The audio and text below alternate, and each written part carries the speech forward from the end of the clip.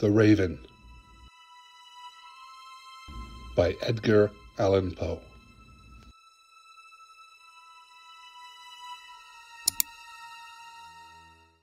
Once upon a midnight dreary, while I pondered, weak and weary, over many a quaint and curious volume of forgotten lore, while I nodded, nearly napping, suddenly there came a tapping, as of someone gently rapping at my chamber door. "'Tis some visitor," I muttered, tapping at my chamber door. Only this, and nothing more.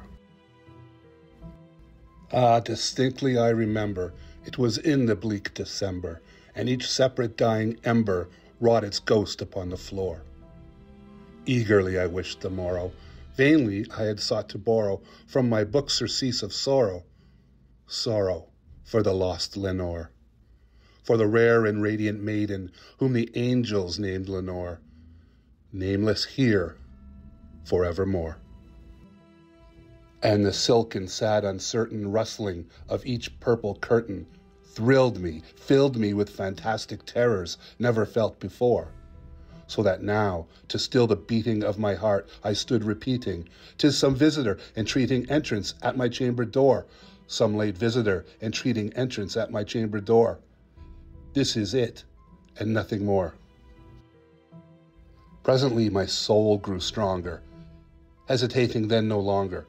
"Sir," said I, "or madam, truly your forgiveness I implore, but the fact is I was napping, and so gently you came rapping, and so faintly you came tapping at my chamber door, that I scarce was sure I heard you. Here I opened wide the door. Darkness there, and nothing more." Deep into that darkness peering, long I stood there wondering, fearing, doubting, dreaming dreams no mortal ever dared to dream before. But the silence was unbroken, and the stillness gave no token, and the only word there spoken was the whispered word, "Lenore." This I whispered, and an echo murmured back the word, "Lenore." Merely this, and nothing more. Back into the chamber turning, all my soul within me burning, soon again I heard a tapping, somewhat louder than before. "Surely," said I, "surely that is something at my window lattice. Let me see then what threat is, and this mystery explore. Let my heart be still a moment, and this mystery explore. 'Tis the wind, and nothing more." Open here I flung the shutter, when, with many a flirt and flutter, in there stepped a stately raven of the saintly days of yore. Not the least obeisance made he, not a minute stopped or stayed he, but with mien of lord or lady, perched above my chamber door, perched upon a bust of Pallas, just above my chamber door, perched and sat, and nothing more. Then this ebony bird beguiling my sad fancy into smiling by the grave and stern decorum of the countenance it wore. "Though thy crest be shorn and shaven, thou," I said, "art sure no craven, ghastly grim and ancient raven wandering from the nightly shore. Tell me what thy lordly name is on the night's Plutonian shore." Quoth the raven, "Nevermore." Much I marveled this ungainly fowl to hear discourse so plainly, though its answer little meaning, little relevancy bore. For we cannot help agreeing that no living human being ever yet was blessed with seeing bird above his chamber door, bird or beast upon the sculptured bust above his chamber door, with such name as Nevermore. But the raven, sitting lonely on the placid bust, spoke only that one word, as if his soul in that one word he did outpour. Nothing farther than he uttered, not a feather than he fluttered, till I scarcely more than muttered, "Other friends have flown before. On the morrow he will leave me, as my hopes have flown before." Then the bird said, "Nevermore."